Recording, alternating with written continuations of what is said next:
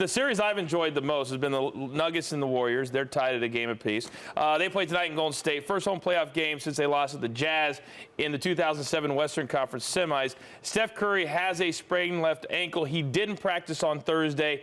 Game time decision. Can you explain how important it is for Curry to be in this lineup tonight? Well, he's got to be, because what he is, he's their creator. He initiates the offense as a point guard to get them into their offense.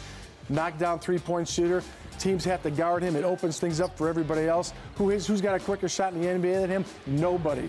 And so with him and with Thompson, they've got the two great guards that can knock down those three-point shots, extend the defense. They've got Denver running all over the place on the perimeter trying to guard those guys. And what's happening is that Golden State's getting some inside play from Bogut and some of their inside guys around the basket. Barnes has been very good for him. So they're really playing extremely well. This is ABA basketball. That's what you love. They're shooting, they're going at it, and there's not a better place to watch a game than in Oakland. That crowd will be great tonight. I wish I was there to watch it instead of watching on ESPN.